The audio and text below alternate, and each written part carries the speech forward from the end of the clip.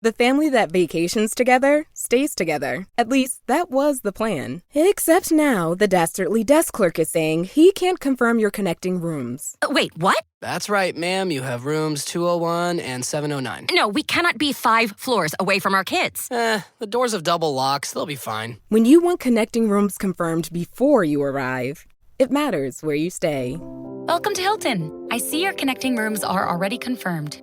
Hilton, for the stay.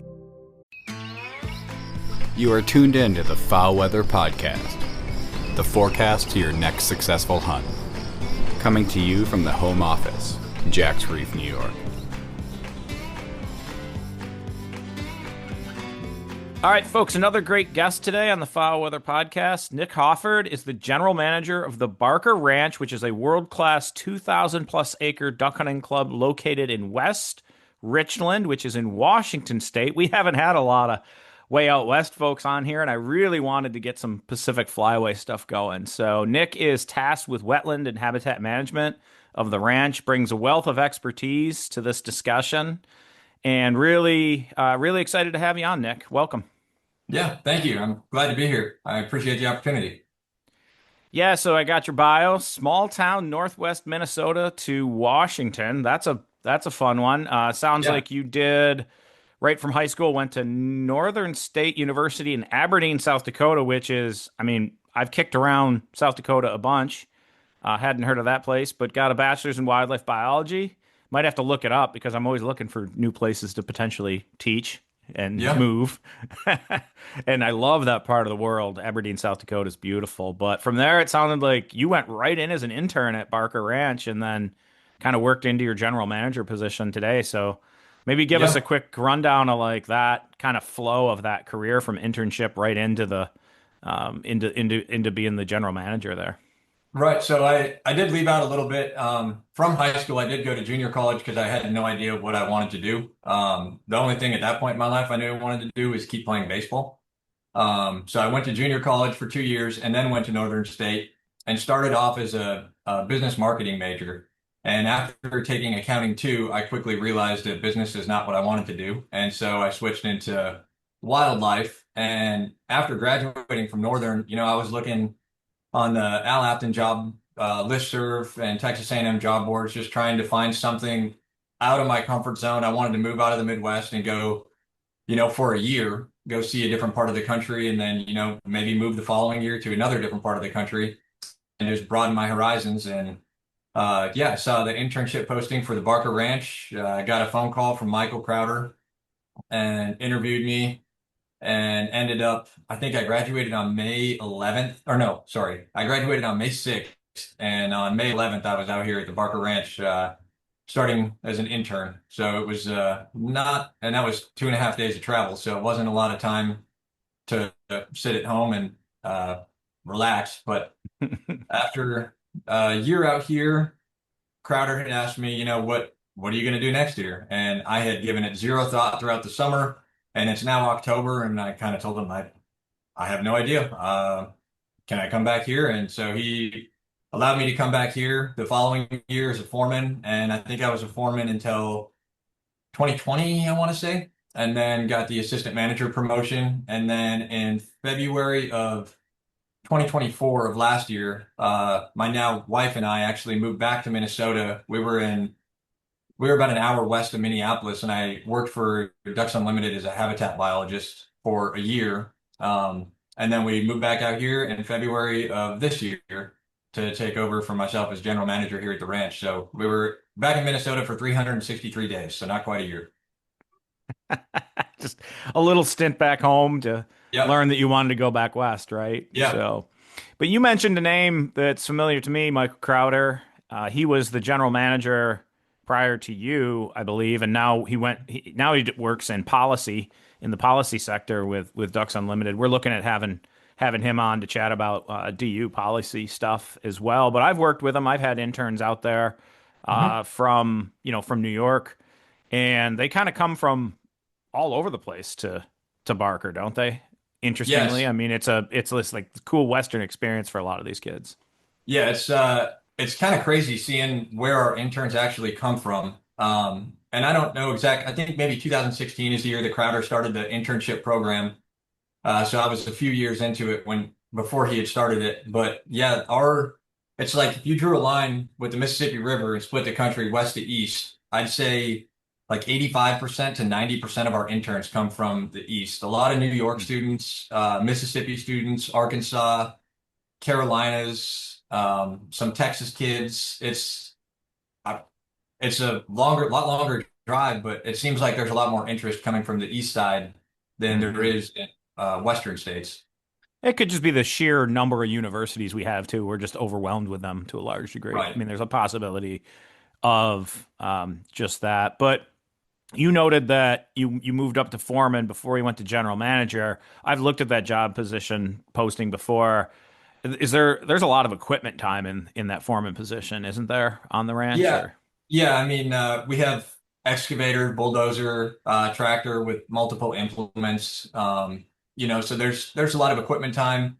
And even through the internship program, usually we try to get all the interns to get a taste of what it's like to run the equipment too. So they're not just coming out here to, watch us do it per se, but we try to get everyone in each piece of equipment, give them an hour or two on it. And sometimes you find one of them that's just got a knack for it. And it's like, okay, you're going to spend a little bit more time in this, cleaning some sediment or moving some trees or, you name it. Yeah, and that's just a life experience that is just absolutely invaluable. Now, coming from small town Northwest Minnesota, had you had that experience previous to coming to Barker as an intern? Yeah, so I grew up in an agricultural community. And so periodically throughout my life, I was in and out of a tractor, either driving a grain cart or, semis with sugar beets, you name it. And then I actually did in high school work for a company that built railroads, and my basic job there was to mow the yard at the headquarters, and that took me one day out of the week, and the rest of the time they let me play in heavy equipment, which was kind of nice. So That's I got awesome. Yeah. fair amount of equipment experience doing that. Yeah, I tell you, bringing on graduate students that have, farm equipment time, chainsaw time, and all that stuff, and then also our hunters. I mean, came out of college with a decent, at least a decent GPA, good head on their shoulders.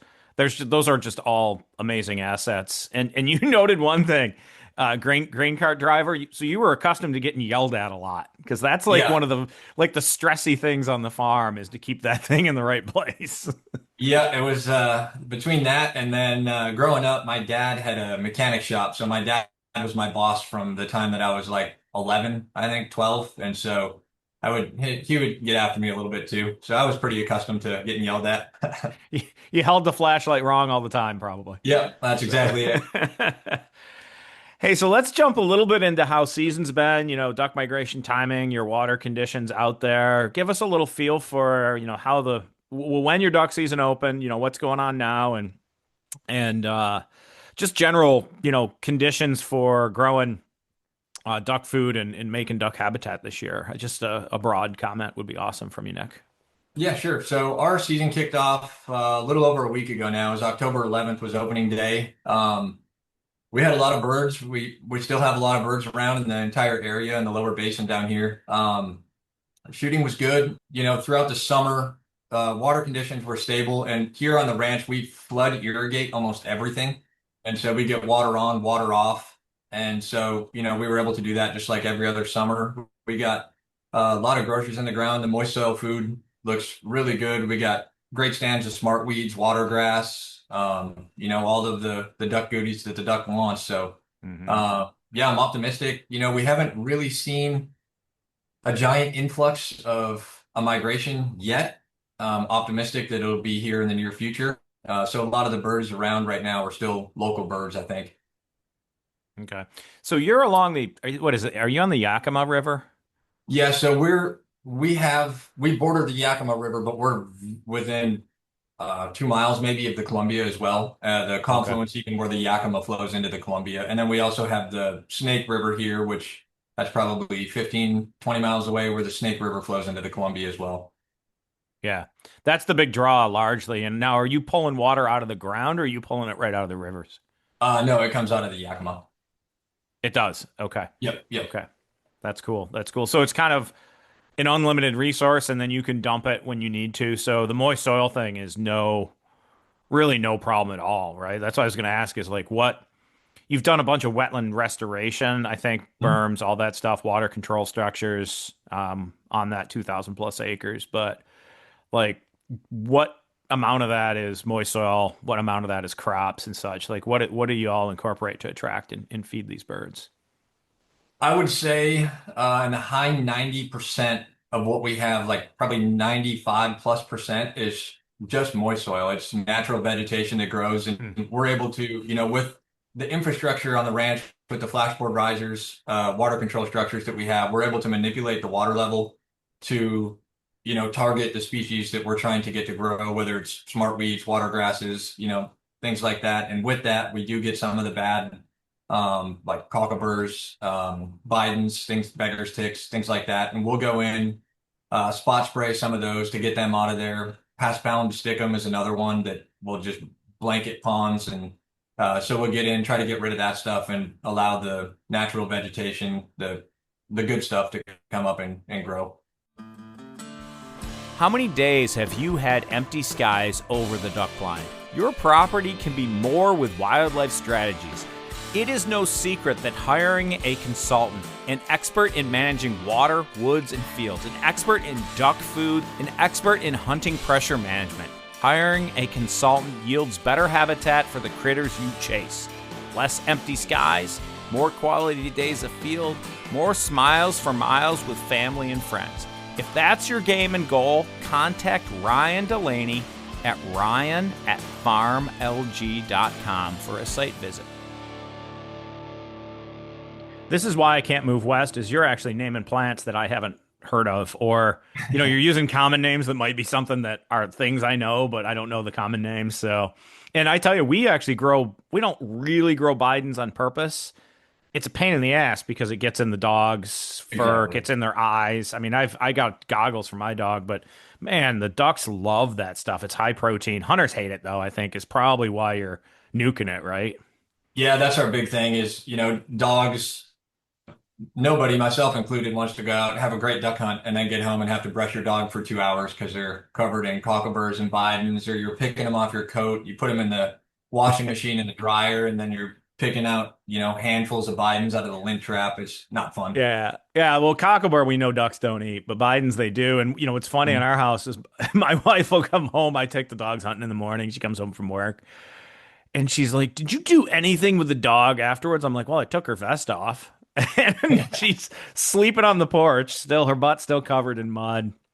And it's my wife's job to clean the dog up. But, like how you find pine needles in July and, from a Christmas tree, we've got like Bidens and rice cut grass and stuff that like you move the couch to clean like the once a year, and there's weed seeds, there's duck food in the house on the tile underneath. But I think that's what you're trying to avoid. And they can be tough. Like we've gotten, rice cut grass and Bidens, like to the point where I'm pulling it with tweezers, like out of the corner of the dog's eye, and it's stuck, like it's attached in there, right? And we've been to the vet several times for that. We did buy the goggles though. If you can get a dog to wear them, they're wonderful for those types of things. Because inevitably on public land, you're going to end up in spots where there's ducks that have that stuff in it. But of course, I can understand controlling it, especially if you've got equivalent things that'll grow and birds will eat. Now, you still must get barnyard grass and stuff, right? Like, is that like, yeah. But that's cool that like a lot of people would think you're just going to be, planting, maybe like Jap millet, sorghum, corn and flooding it. But you found no utility in really doing that over the moist soil stuff, eh? No, there's very few ponds every year on the ranch that are, when they come up, that's one of the things also I'll add about the internship program is if they can get here early enough in May-ish, if they get here right after they get out of school, we actually go through and we'll evaluate every single one of our ponds and look at the stuff that's growing when it's this tall, as soon as we can identify what it is. And if it's, we kind of go from there and say, all right, is this all bad? Is it 50-50? Or is it all good? And we kind of make management decisions based off that. And if it is all bad, there is some scenarios where we'll go in and we'll kill everything in the pond, and we'll actually rototill it to get that native seed bed and try to shoot those plants up. So that that's basically our goal. It's a little bit, it's a great learning experience for the interns, and it makes it easier for management on us down the road if we can just get that natural vegetation, the good stuff to come in for us.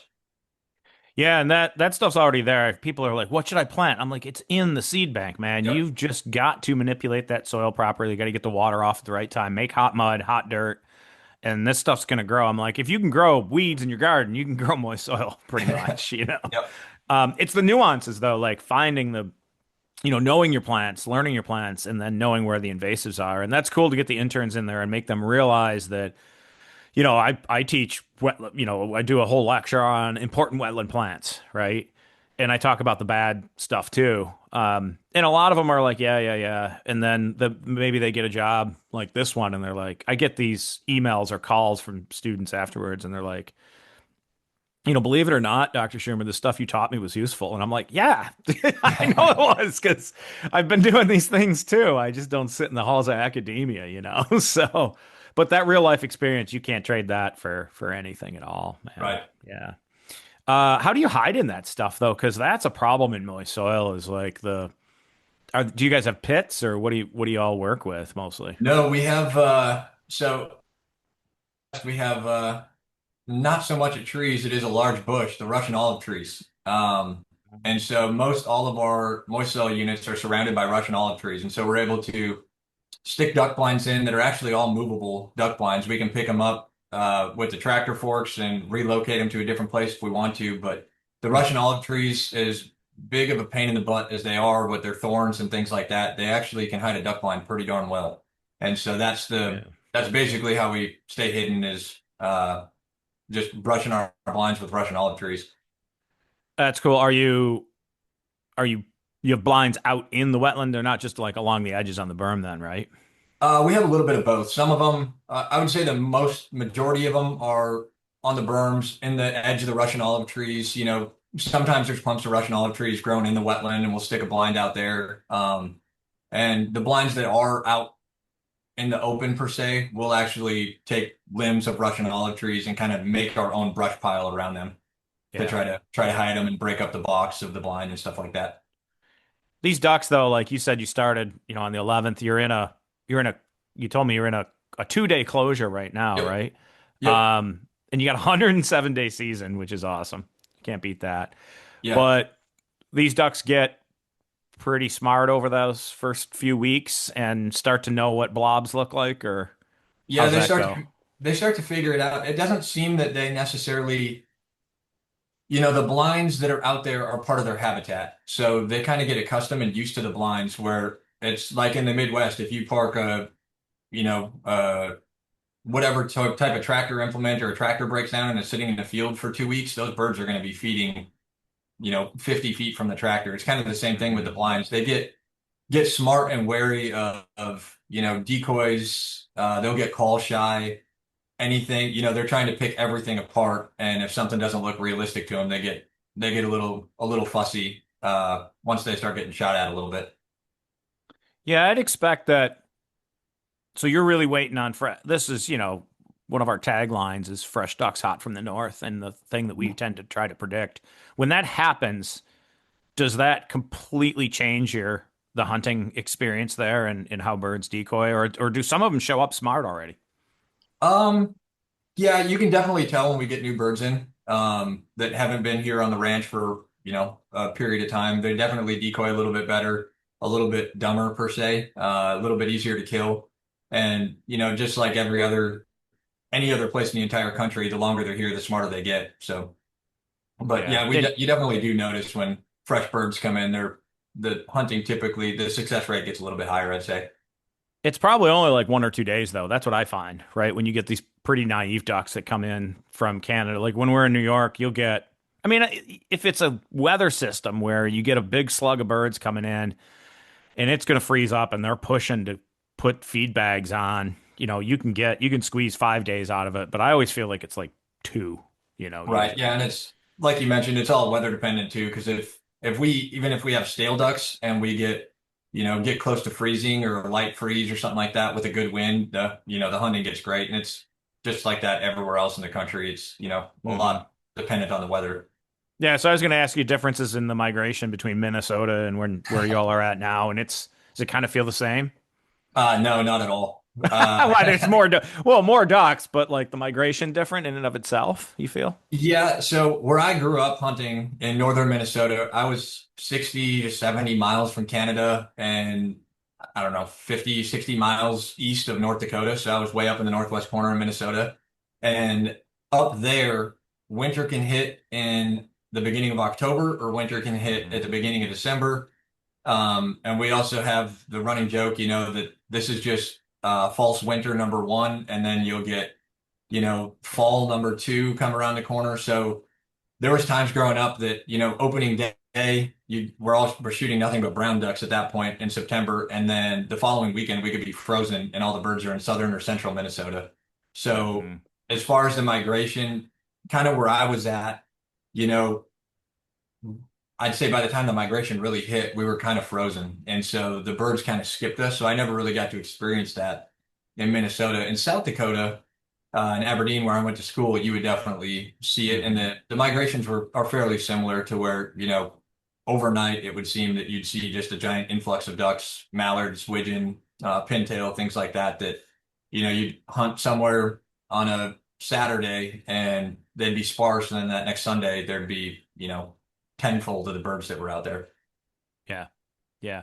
I worked in Northeast South Dakota for 1 year and I stayed on after. It was like one of those 4-month kind of technician jobs. That was after I left ESF with a forestry degree, but I wanted to do duck stuff. So I went out there and I stayed on like right through Thanksgiving, volunteering and trying to hang on working at the refuge. And I saw that like when it froze and just from horizon to horizon, sitting there and watching that, it was kind of like a grand passage day. And then you had some lingering birds you could kill, but it was done. But, that used to happen all the time.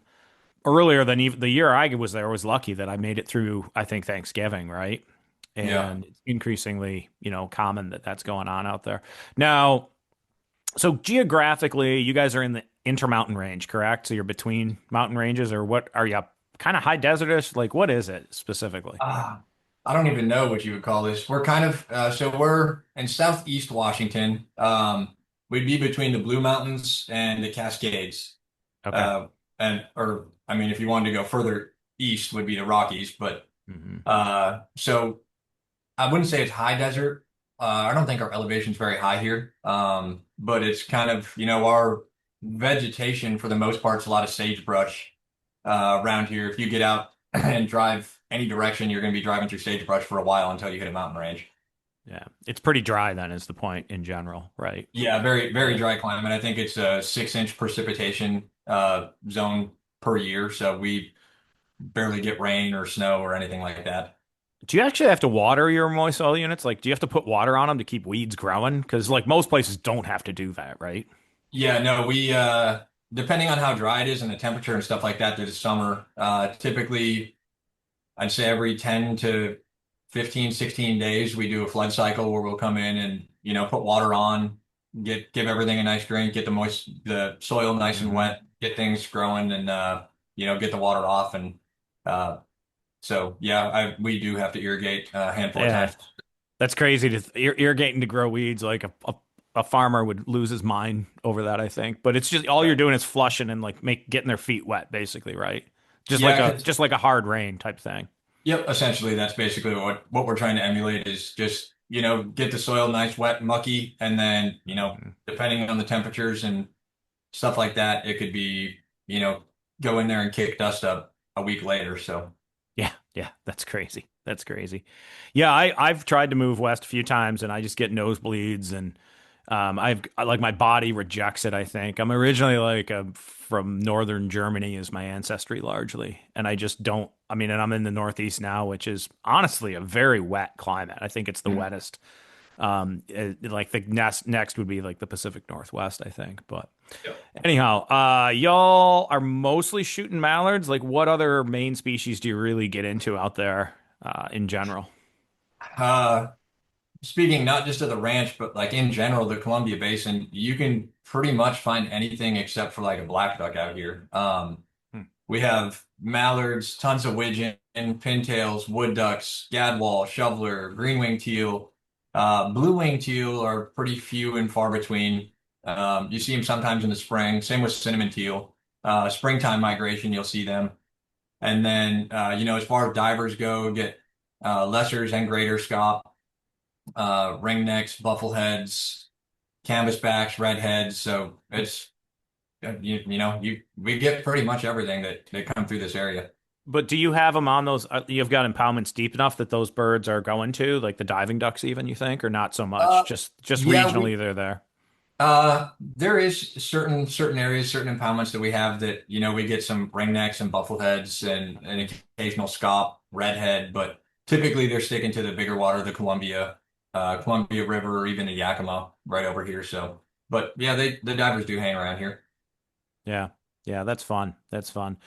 Now, I watched actually your on purpose because I wanted to learn more about it. I use West Richland as one of the places that we calculate the weather severity index for. And I tell you, it seems to stay pretty darn mild late into the year for the years that I've been looking at it. Is that a kind of a typical thing, or is that like a new thing going on? So I can only speak from back to 2018 because I got here in May of 2018, but the winters are a lot milder than what I was used to growing up in northern Minnesota, where it's -40 from middle of December to the end of February. And here, we get stints that it'll be in the teens, upper teens. I think the coldest I've seen since I've been here was like 4 degrees above zero, but that's just a couple days here and there. But it generally stays pretty mild. Our summers are extremely hot, where, average is 90 plus. There's days that it's hit 112. So yeah, it's extremely hot. There's no humidity, which is nice, but yeah, the wintertime duck season months it's fairly mild. Beckman Game Calls has it dialed in. If you want a duck call that is adjustable to your air pressure and sounds like a duck, this is it. I've blown a ton of different calls in my life, but this one is the real deal. Look, we don't endorse just anything. We are only going to put forward a call that works. The Edison by Chris Beckman of Beckman Game Calls. Yeah, this beauty sounds like a duck. I only know of one published research paper focused on what makes a duck call sound like a duck. Go look me up and you will see that colleagues and I have the only paper published in scientific literature about what makes a duck call sound like a duck. For sure, Chris Beckman did his homework and this call sounds like a duck. This guy knows how to make a duck call, period. But don't just take my word for it. Here's the proof. First, a hen recording, and then the Edison in the big woods of Arkansas.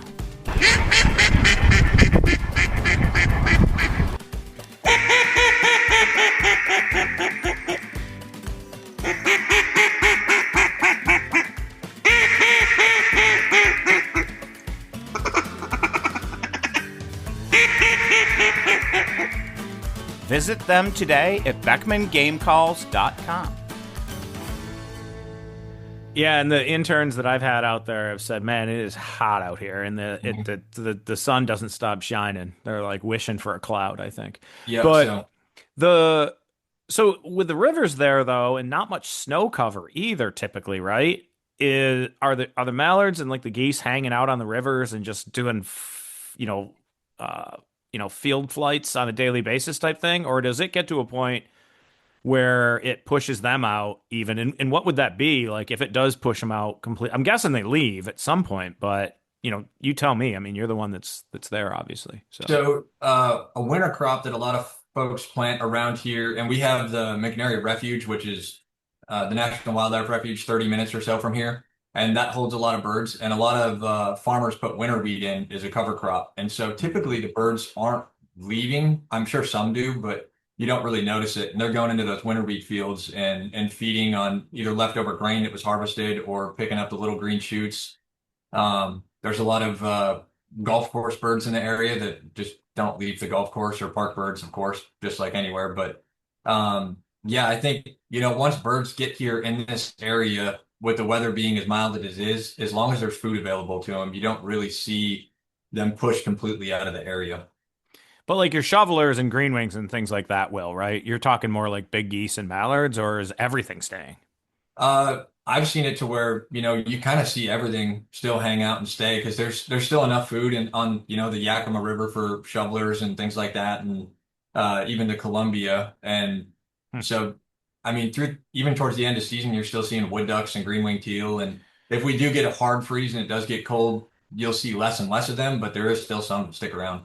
Yeah, and this is why I said that the Pacific Flyway is just its own beast, and why I just put our duck migration forecast using the weather severity index is experimental over there, and want feedback from people because it works for the Central Mississippi and Atlantic Flyway where there's this kind of really noticeable north to south change in weather and movement of birds, but there is so much weird stuff that goes on in the Pacific Flyway, with the warm Pacific Ocean in areas that just, don't freeze really to a large degree, to the extent that other places do. Snow cover, other than the mountains, right, is generally low in these places that ducks are at. So it's not like, you can get a heavy snowfall through Iowa and northern Illinois, across Pennsylvania, New York, that just really pushes birds south because, there's, even if they could sit on rivers, the grain is just covered, in 6+ inches of snow, which y'all don't get, so it's a whole nother beast over there. And that's kind of really why I wanted somebody on and from the Pacific Flyway. And I'm, going to probably try to seek somebody out from the Central Valley of California and other stuff too.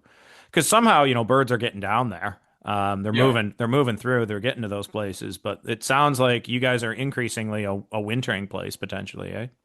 Yeah, I think, from here, even down lower in Oregon, the Klamath Valley and things like that, being from the Midwest, you'd almost, the snowpack or the amount of snow we got basically influenced the birds because we had my hometown growing up. And as long as that river didn't freeze, if it wasn't, and it would have to get to, 10 degrees, 15 degrees for a stint of time for that river to freeze up. But if we didn't have snow, we'd still have birds around, mostly bigger geese, but as long as the food's available to them, they're typically hanging out around, I'm not a duck and don't have a duck brain, but I think in their perspective, they don't have a need to continue south if they don't need to, and the food's here and the water's here. I don't think you're giving yourself enough credit. I think you've got a pretty darn good duck brain. You wouldn't be in the position you are without that. But hey, so the one thing I always get interested in is how clubs run, how people allocate blinds and all that stuff. So, how does that work at the Barker Ranch to kind of meet, members' needs, hunter satisfaction? How's a daily kind of system there run to put people out on these wetlands to hunt for the day? Right. So basically, in a nutshell, basically let the ducks tell me, where we're hunting. We have to check water periodically on the ranch, make sure a beaver's not plugging up a structure, things like that. And so while in doing that, you're kind of seeing where the birds are at, and those blinds are the ones that are allocated for the next day. And, our goal is, everyone to come out here, have a good time and shoot birds. And that's strictly dependent on, where the birds are that day, and hoping that the blinds that are up for the next day, they're, still there from the day before when I was out checking water. And so that's essentially in a nutshell, just letting the ducks tell us where to go for the next day. So there's no, how is there an allocation system? Do folks draw for them, or do you just take, no members well enough to say, hey, you're going over here with this guide and so on and so forth? Is it more of like a buddy system like that, or is it a draw type system? I got you. Yeah. It's so it's all, they'll have their picks in order that's all randomly generated, one through however many shareholders there are. And so I put up a list of the best available duck blinds, and then they're able to pick in the order that they're in of what blind they want to go to. So I've been to other clubs like this, and the executive director of Winus Point Marsh Conservancy, he's funny. He's like, yeah, we put up this board, and it's got all these details on where birds are at. And then these guys just go off in left field and pick whatever they like because they've got a favorite blind. And they just, right. It's just like that stuff must happen too sometimes, I'm guessing. Yeah. As long as the blind's on the list, they can go to it. So there is favorite blinds, where it's they had a good memory, good hunt back there. Last year, the year before, they just like the blind, like the scenery. So yeah, there's definitely some of that. I mean, I do that on public land though too. I'm like, I've got an idea tomorrow of kind of where I want to go. It's a place I haven't shot yet. We got a little rain and wind today, and low pressure leaves really blew off the other day. It feels like fall, and I know it's just going to be a great place to watch the sun come up. And I might shoot some ducks, but I'm going there. Right. So. But Yeah. that makes me think like public land in Washington State, like close by, regionally for you. What is what's the word on public kind of land waterfowl hunting in Washington? I mean, I guess don't give away spots, but like if folks want to come out, is there a strategy that kind of works to find and kill ducks out there? I would say everybody local here to Washington would say that it's terrible and don't come out here.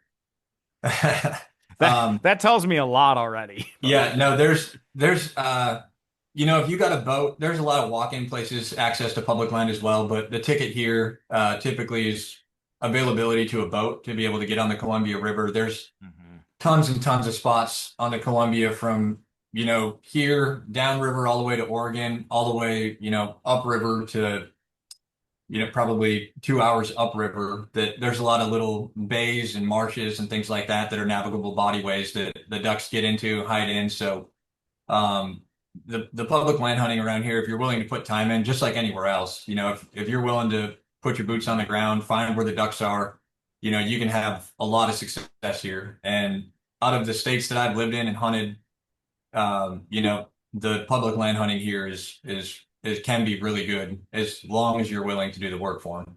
Yeah, it's pretty typical everywhere. Now, these are pretty good sized rivers, so folks are running pretty reasonable sized boats and motors, I'm guessing, on these waterways. Yeah, you definitely have to be careful on the Columbia, watch the weather, watch the wind, things like that.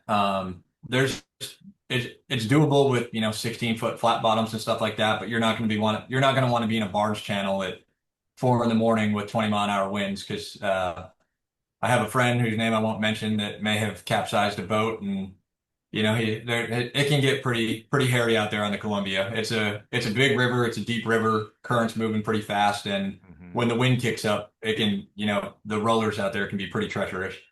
It can be a lot on a dog too. Are most people just running labs? You see Chesapeake Bay retrievers out there? What do you see mostly? Yeah, a lot of labs, a lot of Chessies. I would say it's probably pretty average to anywhere else in the country. Difference of it, and most people, unless you're diver hunting and long lining in the river, most folks that are public land hunting are finding those little bays and marshes that are a little bit calmer, and they might only be 5-6 feet deep. So even if it is windy out on the big river, you don't have 3-4 foot rollers coming into your decoy spread. It's a little bit calmer back there and more manageable for the dogs and a hunter yourself. Yeah, and are those birds mostly just day roosting on those after feeding, or are they also feeding in those kind of slower water bays? There's some food, I think, early in the years for them that they can get in and feed in there, but a lot of the birds, I think, are going out, daylight and dry feeding in the surrounding fields and egg fields around there, and then kind of coming back and day roosting and roosting there overnight. And you can definitely see migrations when they hit and the weather gets cold and stuff. There will be some big rafts on the Columbia of, there's rafts of divers, a lot of bluebills, redheads, canvasbacks, things like that. Yeah, sounds like a great place, and everybody should stay away. So yeah, exactly. So what's your expectation for the rest of the, coming duck season? There's this whole La Nina thing people keep talking about. Your shooting's tapered off for now, but what's the expectation, and what's the next couple months have in store for you think? I'm optimistic, hoping, for the birds. So we just need, the birds to do their thing, cooperate, come on down. My measurement of success is going to be, not necessarily people coming out and shooting limits every single time, but people, appreciating the ranch and just being happy with things overall, having a good time.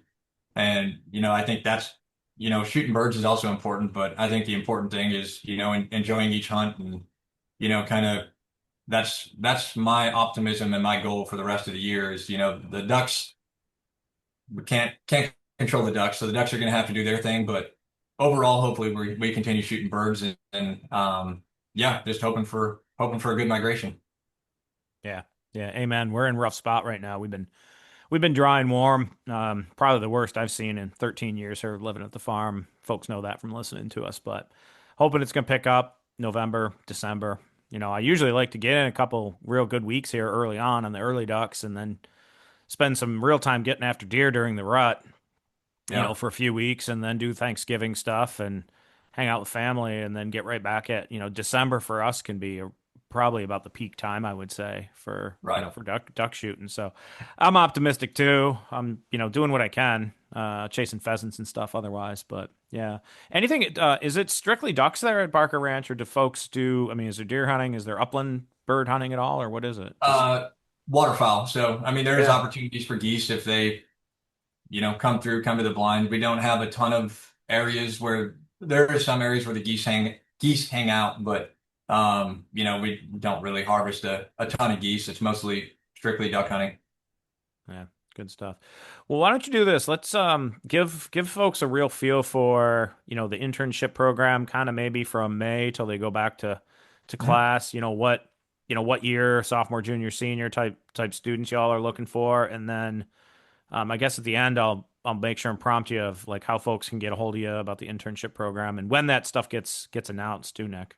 Right. Yeah. So typically, the age of the students isn't necessarily, freshman, sophomore, junior, senior, not super caught up with that.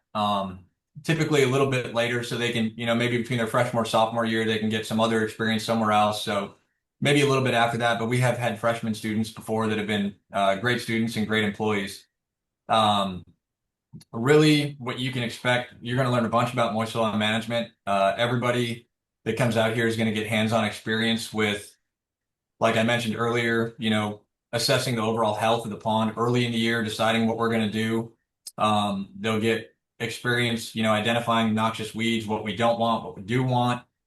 They come around to help me with moving water throughout the summertime. We try to get them in all of the equipment, whether it's, a tractor with a rototiller, mowing some of the grasses. They'll get chainsaw, pole saw experience. Try to get them in an excavator, dozer, things like that. So we try to give them a very broad idea of this is what it takes to manage, a very high-end duck club, and this is the work that goes into it. And we don't want them just coming out and, kind of being, hey, go do this, go do that, giving them all the work that's just very, very tedious. And, brushing of the duck blinds can be that time of year where it's, 2 weeks to 3 weeks where it can be tedious, but we typically are pulling, you might be doing duck blinds for 3-4 days and then you're going to get pulled off and you're going to be in an excavator helping me or, spraying weeds. So you're not just focused on cutting limbs and sticking them in front of duck blinds for 3 weeks, and that can get redundant. So we try to break that up. But yeah, our big goal for everybody is, come here, you might not have any idea what's going on. And by the time you leave, we want you to have a pretty good understanding of moist soil management, have the equipment experience, and overall go back, be a better student, and be a better professional in your future. Yeah, I love it. And there's so much of this now on national wildlife refuges, state wildlife management areas. I call it biologist apathy a little bit. Some of it is that I think students come out of class and they go work at one of these places and they walk up to a water control structure and they go, nope. And they turn around because they have no idea what to do with it. Yep. And, we try to incorporate it class. We try to go out to the National Wildlife Refuge, open those boxes up, show them, just for the simplest thing, like when you're talking about boards in the, in the water control structure, what that even means. You can show a diagram, right? But until you go out and maybe, pull a board, watch the water come out, clear the structure, make sure it's not clogged up at all, stuff like that.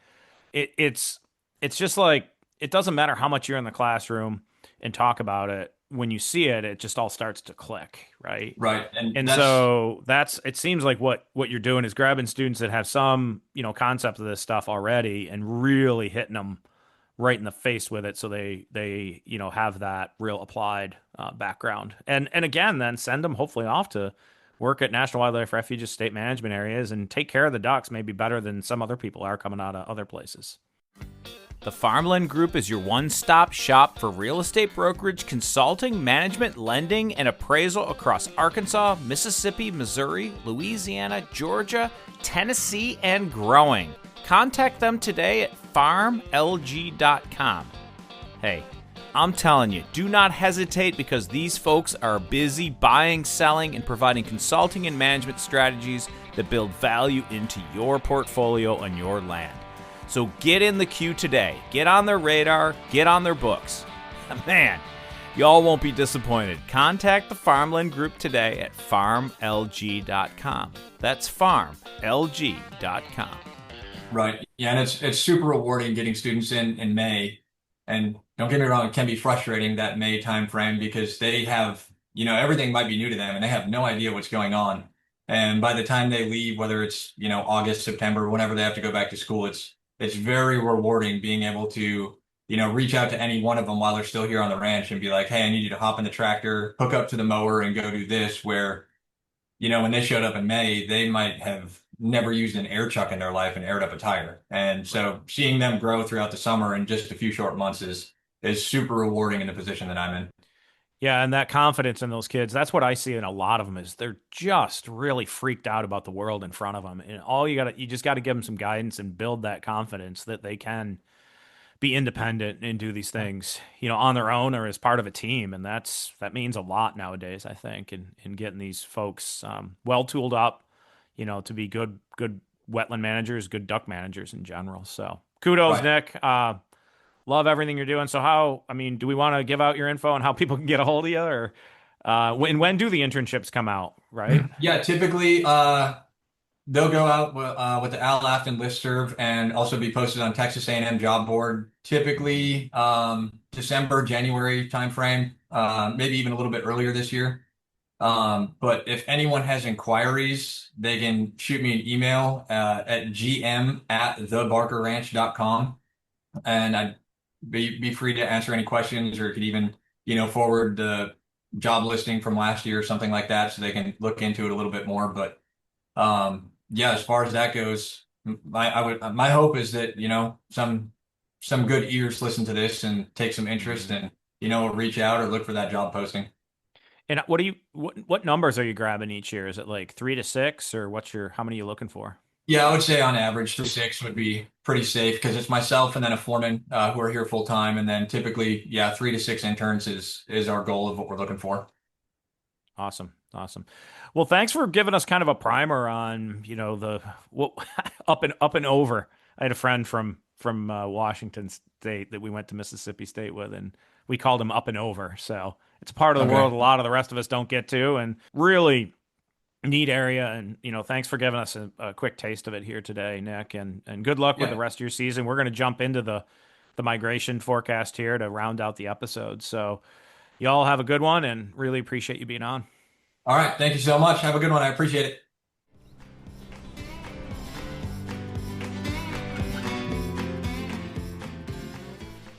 All right, my friends, time to bring you the migration forecast for the week.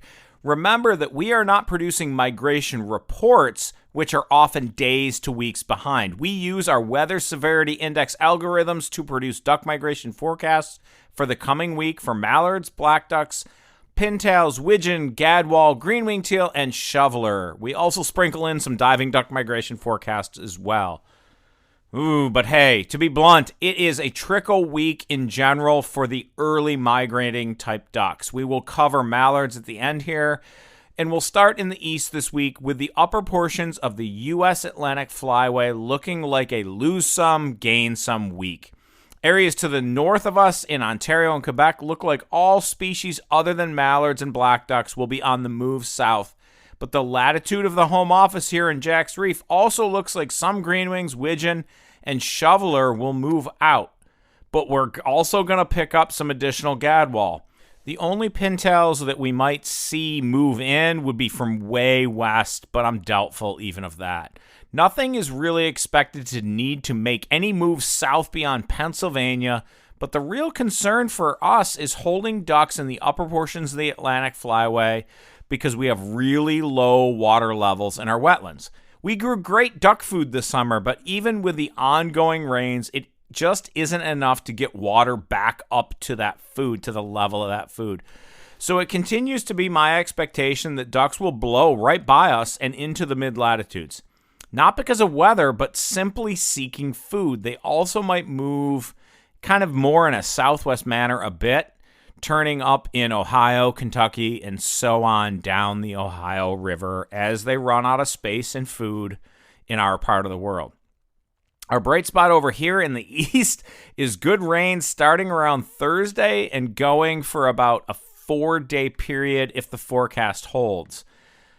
Man, we'll take any rain we can get at this point. All indications are that Hurricane Melissa is going to spin out into the Atlantic after wreaking havoc on the Caribbean. Jamaica's going to take a freaking square hit on this one.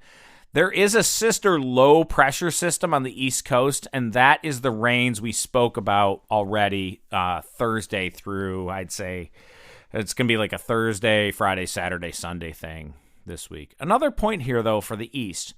Crop harvest, basically corn and soybean, crop harvest over here seems way behind. And with wet conditions, farmers are having a tough time getting crops off, especially because the spring and planting season was so late. There are still plenty of standing beans around, and mostly only silage corn is being cut. Most corn that is going to be picked by combine is still standing. So if we do get some continued rains and harvest continues behind schedule, that may end up holding birds in our area through December because they're going to have plenty of carbohydrates on the landscape with that late harvest so they can hold out longer. Of course, good for us, bad for mid-latitude folks, and this is more about mallards, black ducks, and Canada geese than it is about these early wimpy ducks. But I'd expect a bunch of pintails already blew right past us and as far south as Maryland and in North Carolina, given that we haven't seen them build up like normal and we're so dry. So I think they just cruised right on by. Man, if they're still in Ontario and Quebec, we are way, way behind schedule. But anyhow, for the Mississippi Flyway, the Weather Severity Index predicts some trickle movement of early migrants out of the prairies and into about the latitude of Iowa. Just like last week, this will likely cause a mild increase in duck numbers at about that latitude, Iowa latitude, but nothing crazy. Windy but south wind conditions early in the week will likely hold up any movement until Wednesday, but Thursday night into Friday morning looks like the best bet for some fresh ducks in the Mississippi Flyway, but again, limited. So if you want some fresh ducks hot from the north and the Mississippi Flyway and kind of like that upper portions of the mid-latitude, I don't know, it's like the Midwest region, upper Midwest, right? I'd be shooting for Friday morning and into Saturday. So our weekend warriors should see some birds, but, you know, that's going to be spotty. It might not be for everybody. It's just a trickle week, folks. There's not a lot going on. Things start, as we move west, things start looking up in the Central Flyway, the Manitoba, Saskatchewan, and Alberta pushing cold air and better weather severity index values than pretty much anywhere else this week. I'd expect a movement of pintails into the upper U.S. this week and some movement of early migrants like green-winged teal, widgeon, and shoveler into about the latitude of South Dakota and Nebraska, with South Dakota being in the category as well of lose some of those ones heading farther south and getting some more birds from the north. The Pacific Flyway looks good again this week, and I'd even expect movement of some pintails out of Oregon, Washington, Idaho, Montana latitudes and towards California, especially early in the week. But because there are still holdout pintails to the north of here in Alberta and so on, they also might gain, those areas I just noted, might also gain a few. But again, trickle movements in and out. There's nothing substantial. There's not really a big signal this week at all. Also on the Pacific Flyway, the gadwall, widgeon, greenwings, and shovelers also show a trickle migration being predicted, some moving farther than others on north winds. The WSI predicts the best days for these movements is Thursday and Friday nights on a favorable wind with cold temperatures the days before.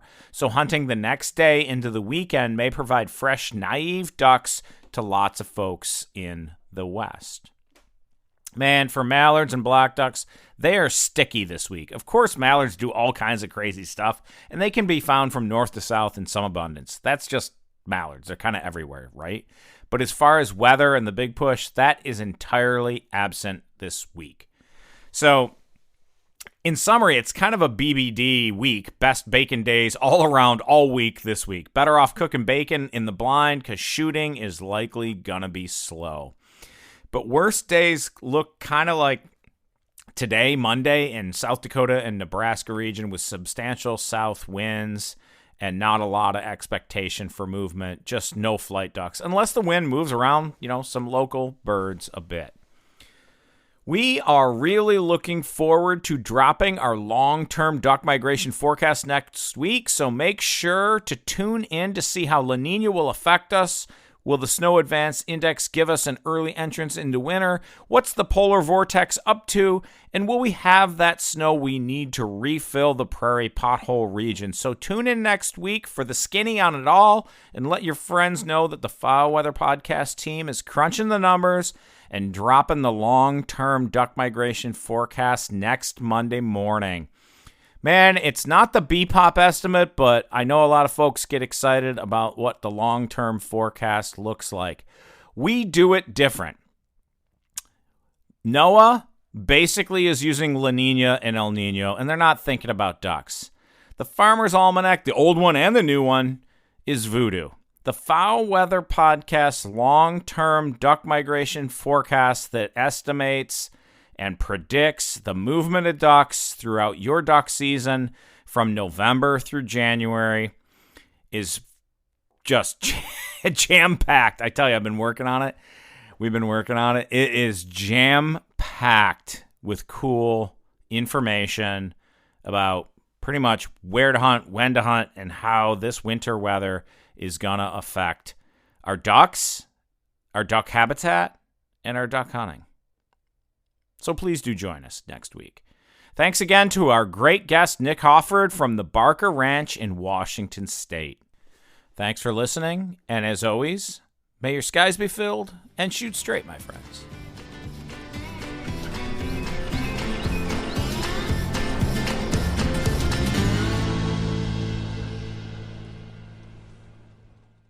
Men need a store that has the right thing for their thing, like a Kenneth Cole suit made with Showflex fabric to keep them cool at their cousin-in-law's third wedding in the middle of July.